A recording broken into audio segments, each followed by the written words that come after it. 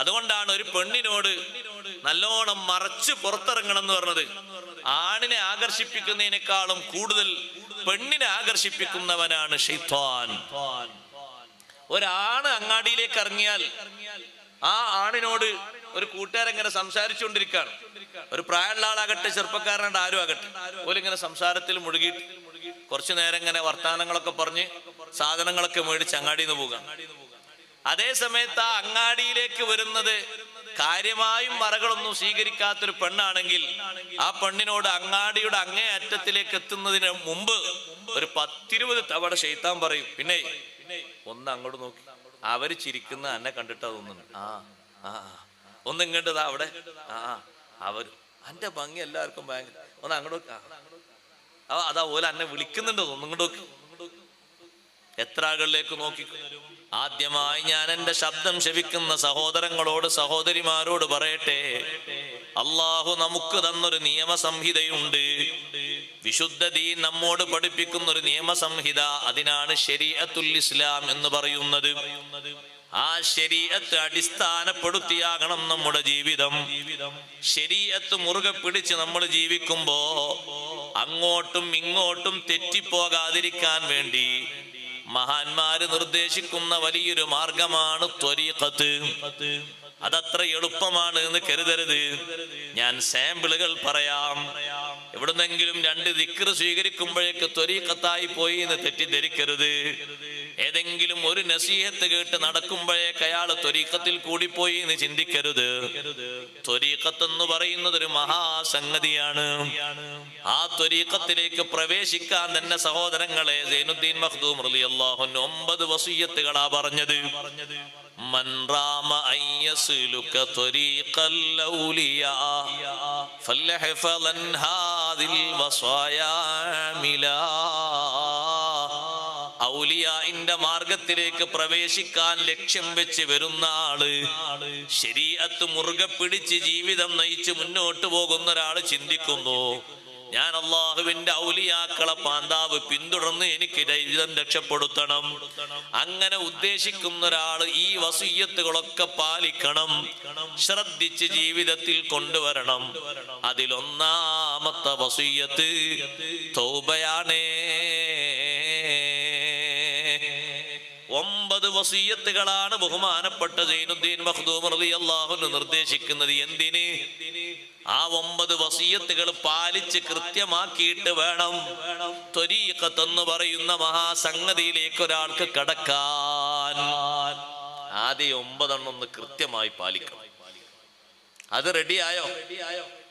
എന്നാ പിന്നെ നിനക്ക് അതിന്റെ നല്ല മട്ടവും ഭാവവും റെഡിയൊക്കെ ഉള്ള നല്ല മഹാന്മാരുടെ നിർദ്ദേശങ്ങൾ സ്വീകരിക്കാനും അത് സ്വീകരിച്ച് മുന്നോട്ട് പോകാനുള്ള ഒരു കഴിവ് അള്ളാഹു നിനക്ക് തരും. അതിലൊന്നാമത്തെ തൗബയാണെന്ന് പറയുമ്പോഴേക്കന്നെ നമ്മൾ ആൾക്കാർ പറയും, ഉസ്താദ് അതിന് മാത്രം പ്രായമായിട്ടില്ല. തൗബയാണെന്ന് പറയുമ്പോഴേക്കന്നെ പറയും, തൗബക്കൊക്കെ ഒരു 75-80 ആണ്ടേ. അല്ലല്ല, തൗബ എത്രയും നേരത്തെ ചെയ്യുന്നോ അത്രയും നല്ല സുഖജീവിതം തരുന്ന അള്ളാന്റെ ഓർഡർ, അള്ളാഹു താലാന്റെ ഓഫർ അങ്ങനെയാണ്. നിങ്ങൾ 20-ാം വയസ്സിൽ തൗബ ചെയ്യുന്നുണ്ടോ, ആ ശിഷ്ടകാല ജീവിതമൊക്കെ നല്ല സുഖജീവിതാണ്. സുഖജീവിതം എന്ന് പറഞ്ഞാൽ മരിച്ചിട്ട് ഖബറിലെത്തിയുള്ള കാര്യമല്ല പറയുന്നത്, ദുന്യാവിൽ തന്നെ. നിങ്ങൾ അള്ളാഹുവിലേക്ക് തൗബ ചെയ്യൂ, പകരം അള്ളാഹു എന്ത് തരും? യുമത്തിഉകും മതാഅൻ ഹസനൻ ഇലാ അജലിൻ മുസമ്മാ. നിശ്ചയിക്കപ്പെട്ട കാലാവധി വരെ നല്ല സുഖത്തിലായി ജീവിപ്പിക്കും. തൗബ അള്ളാഹു കബൂലാക്കിയിട്ടുണ്ടെങ്കിൽ അങ്ങനെയാണ്. തൗബ സ്വീകരിച്ച് കിട്ടിയാൽ അങ്ങനെയാണ്. അത് ചെറിയൊരു സന്തോഷം എന്നല്ല തൗബ കൊണ്ട് കിട്ടുന്നത്, വലുതാണ്. തൗബക്കുള്ള നല്ല ചാൻസ്, അവസരം അള്ളാഹു നമുക്ക് നൽകുമാറാകട്ടെ. എല്ലാ ഹക്കും വീടിയിട്ടുള്ള തൗബ അത് നേരത്തെ തന്നെ നിർവഹിച്ചുകൊണ്ട് പിന്നെ അങ്ങനെ ശ്രദ്ധിച്ചു പോകാന്ന് പറഞ്ഞാൽ അത് വല്ലാത്തൊരു സൂക്ഷ്മത തന്നെ ആയിരിക്കും. അത് ഒന്ന് ആലോചിച്ച് നോക്കി. തൗബക്കുള്ള 4 ഷർത്ത്, 3 ഷർത്ത് ഒരു പക്ഷെ ഒത്തിങ്ങനെ പോകാം. 4 ഷർത്തും കൂടി റെഡിയാക്കിയിട്ടുള്ളൊരു തൗബ റെഡിയായി കഴിഞ്ഞ് പിന്നെ ഒരാൾ തെറ്റാതെ അങ്ങോട്ടും ഇങ്ങോട്ടും ഒന്നും പേക്കാതെ എവിടെയും കുടുങ്ങാതെ ഒരു കുഴിയിലും ഒരു ചളിയിലും വീഴാതെ വളരെ കൃത്യമായിട്ട് പോകുക എന്ന് പറഞ്ഞാൽ ഇതൊരു പണി തന്നെയല്ലേ.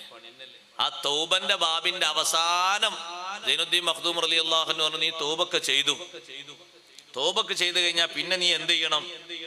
പിന്നെ നീ കൃത്യമായിട്ട് എപ്പോഴും നീ എങ്ങനെ നടക്കണം?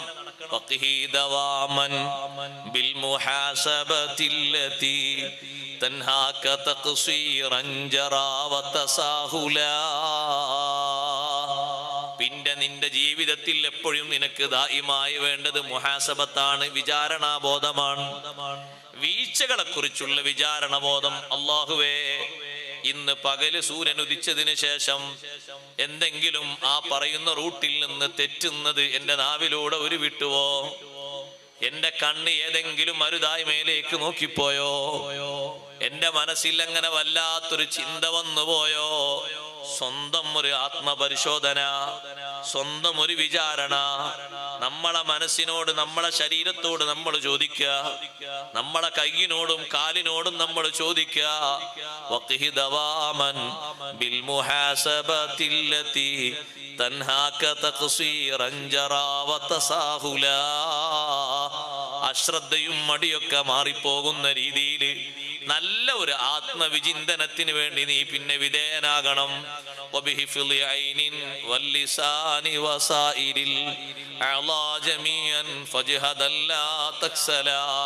തൗബ ചെയ്തിട്ടുണ്ട്, അതുകൊണ്ട് ഇനി അങ്ങോട്ട് നോക്കാൻ പറ്റൂല, ഇങ്ങോട്ട് നോക്കാൻ പറ്റൂല. കണ്ടിട്ടില്ല നിങ്ങള്? പഴയ കാലത്തെ ആൾക്കാരൊക്കെ ഹജ്ജിന് പോയി വന്നാല്, പഴയ കാലത്തെ മനുഷ്യന്മാർ പറയും, ഹജ്ജ് കഴിഞ്ഞ് വന്നിട്ട് പിന്നെ മൂപ്പര് 3 കൊല്ലാണ് ആകെ ജീവിച്ചത്. പക്ഷെ ആ 3 കൊല്ലത്തിൽ ഒരു വാക്ക് തെറ്റായി പറഞ്ഞത് ഓർമ്മല്ല. അത് ഓല ആ പിടുത്താണത്, ആ ഹിഫ്ള്, ആ സൂക്ഷ്മത, അത് വല്ലാത്തൊരു കഴിവ് തന്നെയാണ്. ചെറുതൊന്നല്ല, ചെറിയ കഴിവെന്ന് പറയാൻ പറ്റൂല. നമ്മളല്ലേ, നമ്മളെ ലോക്കൽ ശരീരമല്ല, അങ്ങോട്ടും ഇങ്ങോട്ടും ഒക്കെ ചാഞ്ഞു പോകൂലേ. കണ്ണൊക്കെ നല്ലോണം സൂക്ഷിച്ച് മുറുകെ പിടിച്ചാ കൊണ്ടുവരുന്നത്. നാവൊക്കെ ഒന്ന് സൂക്ഷിച്ച് കൊണ്ടെടുക്കണമെങ്കിലുള്ള കഴിവത്രേക്കും. കണ്ണും നാവും പ്രത്യേകം എടുത്തു പറഞ്ഞല്ലോ അല്ലെ, പിന്നൊക്കെ ബാക്കി അവയവങ്ങൾ എന്നാ പറഞ്ഞത്.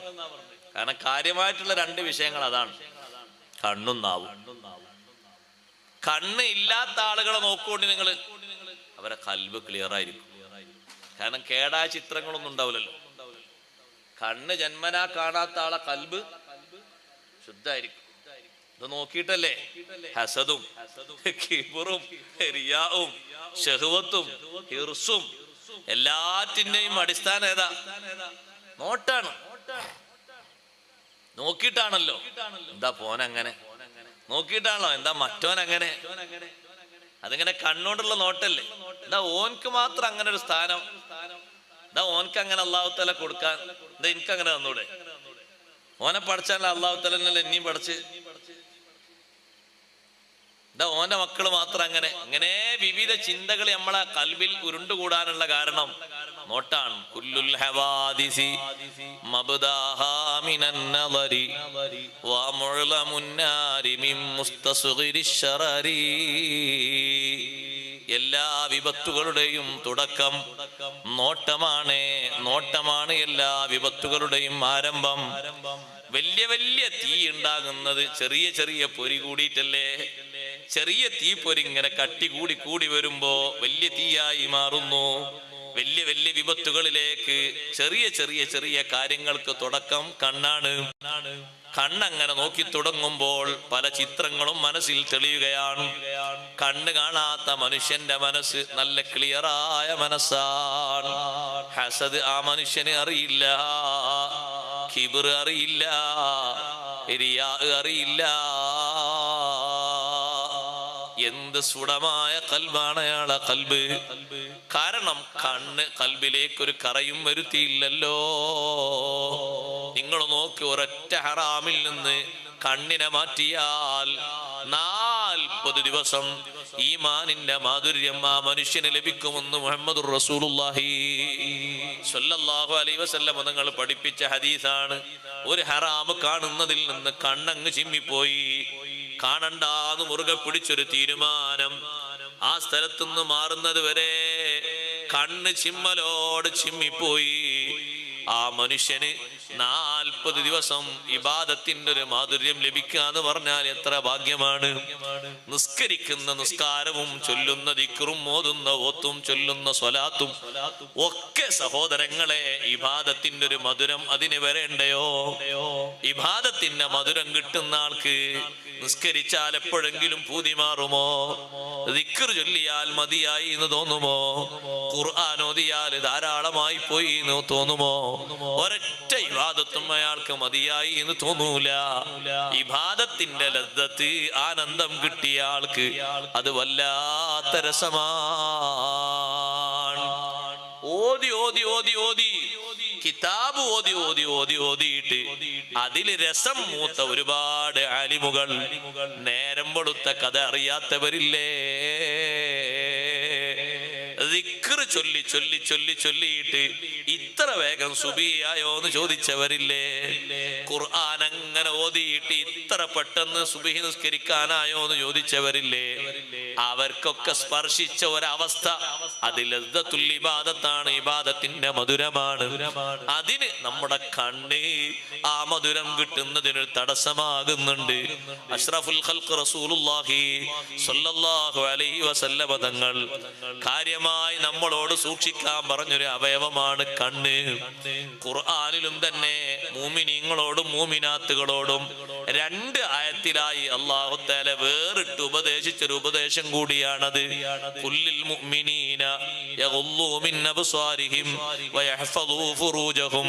വിശ്വാസികളോട് ആണുങ്ങളോട് പറഞ്ഞു കൊടുക്കി നബിയെ, കണ്ണ് നോക്കാൻ പാടില്ലാത്തതിൽ നിന്ന് കണ്ണ് ചിമ്മട്ടെ. അപ്പൊ സ്വകാര്യതകൾക്ക് വലിയ സംരക്ഷണം കിട്ടും. കണ്ണുകൊണ്ട് നോട്ടം കാണുമ്പോ മനുഷ്യന്റെ ശഹ്വത്ത് പിന്നെ കൂടി കൂടി കൂടി വരും. ആദ്യം ഒരു കാഴ്ചയാണ്, പിന്നെ തോന്നും പിന്നൊന്നും കൂടി കാണണമെന്ന്, പിന്നെ തോന്നും അടുത്തുനിന്ന് കാണണമെന്ന്, പിന്നെ തോന്നും ഒന്ന് സംസാരിക്കണമെന്ന്, പിന്നെ തോന്നും ഒന്ന് സ്പർശിക്കണമെന്ന്, പിന്നെ ബാക്കി എല്ലാം പടിപടിയായി തോന്നിപ്പോകുന്നു. തുടക്കം നോട്ടമാണ് അല്ലേ? കണ്ടപ്പോ അങ്ങനെ തോന്നി. ഇപ്പൊ അടുത്തൊരു കൊലപാതകം നടന്നപ്പോ എത്ര സ്വർണ്ണാലേ, സ്വർണ്ണൊക്കെ കിട്ടിയ തിരക്കടില്ല. സ്വർണം കണ്ടപ്പോ മോഹം വന്നുപോയി. കണ്ടിട്ടില്ലേ മോഹം വരുമോ? എത്ര സ്വർണ്ണാലേ, ആ സ്വർണ്ണൊക്കെ കിട്ടുമോ? പിന്നെയും കണ്ടു, സ്വർണം ഇഷ്ടം പോലെ ഉണ്ട് കേട്ടോ, കുറച്ചൊന്നും. പിന്നെയും കണ്ടപ്പോ ഇഷ്ടം പോലെ സ്വർണ്ണം ഉണ്ട്. അപ്പൊ പിന്നെ കൽബിന് പല മോഹങ്ങളുമായി. ആ മോഹങ്ങളൊക്കെ സാധിച്ചു കിട്ടുന്നതിന്റെ തുടക്കം നോട്ടമാണ്. അനാവശ്യങ്ങളൊക്കെ നോക്ക് നിങ്ങൾ, അതിന്റെ ഒക്കെ തുടക്കം അങ്ങനല്ലേ? ഒരു മനുഷ്യൻ അനാവശ്യങ്ങളിലേക്ക് പ്ലാൻ വരക്കുന്നത് മുഴുവനും അനാവശ്യങ്ങൾ വാർത്താ മീഡിയകളിലൂടെ കാണുന്നു എന്നതാണ് തുടക്കം.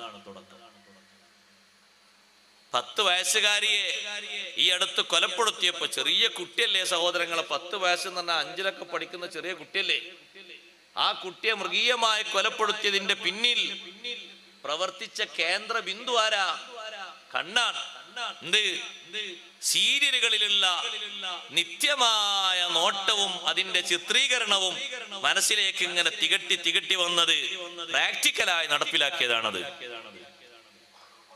അതാണ് പ്രതി ഉത്തരം പറഞ്ഞത്. അവിടെയും പ്രവർത്തിച്ചത് സഹോദരങ്ങളെ കണ്ണാണ്. അതുകൊണ്ടാണ് ഒരു പെണ്ണിനോട് നല്ലോണം മറച്ച് പുറത്തിറങ്ങണം എന്ന് പറഞ്ഞത്. ആണിനെ ആകർഷിപ്പിക്കുന്നതിനേക്കാളും കൂടുതൽ പെണ്ണിനെ ആകർഷിപ്പിക്കുന്നവനാണ് ശൈത്താൻ. ഒരാണ് അങ്ങാടിയിലേക്ക് ഇറങ്ങിയാൽ ആ ആണിനോട് ഒരു കൂട്ടുകാരെങ്ങനെ സംസാരിച്ചുകൊണ്ടിരിക്കുകയാണ്. ഒരു പ്രായമുള്ള ആളാകട്ടെ ചെറുപ്പക്കാരനായിട്ട് ആരും ആകട്ടെ, ഓലിങ്ങനെ സംസാരത്തിൽ മുഴുകിയിട്ട് കുറച്ചു നേരം ഇങ്ങനെ വർത്താനങ്ങളൊക്കെ പറഞ്ഞ് സാധനങ്ങളൊക്കെ മേടിച്ച് അങ്ങാടിയിൽ നിന്ന് പോകാം. അതേ സമയത്ത് ആ അങ്ങാടിയിലേക്ക് വരുന്നത് കാര്യമായും മറകളൊന്നും സ്വീകരിക്കാത്തൊരു പെണ്ണാണെങ്കിൽ ആ പെണ്ണിനോട് അങ്ങാടിയുടെ അങ്ങേ അറ്റത്തിലേക്ക് എത്തുന്നതിന് മുമ്പ് ഒരു 10-20 തവണ ശൈത്താൻ പറയും, പിന്നെ ഒന്ന് അങ്ങോട്ട് നോക്കി, അവര് ചിരിക്കുന്ന എന്നെ കണ്ടിട്ടാ തോന്നുന്നു, ഒന്ന് ഇങ്ങോട്ട് അവിടെ അവര് എന്റെ ഭംഗി എല്ലാവർക്കും ഭയങ്കര, ഒന്ന് അങ്ങോട്ട് അതാ പോലെ എന്നെ വിളിക്കുന്നുണ്ടോ, ഒന്ന് ഇങ്ങോട്ട് നോക്കി. എത്ര ആളുകളിലേക്ക് നോക്കി. അതുകൊണ്ടാണ് അൽ മർഅതു ഔറത്തുൻ, ഇദാ ഖറജതി ഇസ്തശ്റഫഹ ശൈത്വാൻ.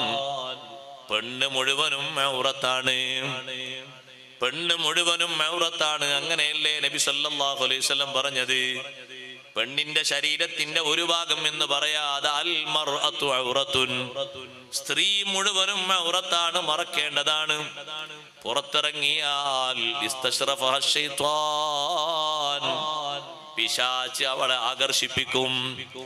ശൈത്താൻ അവളെ നോക്കിപ്പിക്കും. ഇങ്ങോട്ടൊന്ന് നോക്ക്, അങ്ങോട്ടൊന്ന് നോക്ക്, തിരിച്ചും മറിച്ചും നോക്കുന്നു. ചില ആണുങ്ങൾ ചോദിച്ചു, എന്താ പഠിച്ചോനെ ആ പെണ്ണ് ഇങ്ങോട്ട് നോക്കണ, നേരെ പോയാൽ പോരെ? പിന്നെയും നോക്കാണ്, പിന്നെ അങ്ങോട്ട് നോക്കുക, പിന്നെ ഇങ്ങോട്ടും നോക്കാണ്. ഇതിനാ നമ്മളോട് ആ മറ സ്വീകരിക്കണം എന്ന് പറഞ്ഞത്. അത് നമ്മുടെ സുരക്ഷിതത്വത്തിന് വേണ്ടിയാണ്, നമ്മളെ കണ്ണ് എങ്ങോട്ടും പോകാതിരിക്കാനാണ്. നാവിനെയും സൂക്ഷിക്കാൻ പറഞ്ഞില്ലേ? നാവിനെ സൂക്ഷിച്ച സഹോദരങ്ങളെ, ചെയ്യുന്ന മിക്ക പണിയും നന്നായി കിട്ടും. അതല്ലേ വെള്ളിയാഴ്ച നമുക്കൊക്കെ ഖതീബ് തരുന്ന ഉപദേശം, ഖൂലു ഖൗലൻ സദീദൻ യുസ്ലിഹ് ലക്കും അഅമാലക്കും. നിങ്ങൾ നേര് പറഞ്ഞോളി, എന്നാ അമലൊക്കെ നന്നായി കിട്ടും. നേര് പറയുമ്പോ എങ്ങനെ ഉസ്താദെ അമലൊക്കെ നന്നായി കിട്ടും എന്ന് പറഞ്ഞാൽ ഒരു അമലും എന്നല്ല, നിങ്ങളെല്ലാ അമലും യുസ്ലിഹ് ലക്കും അഅമാലക്കും.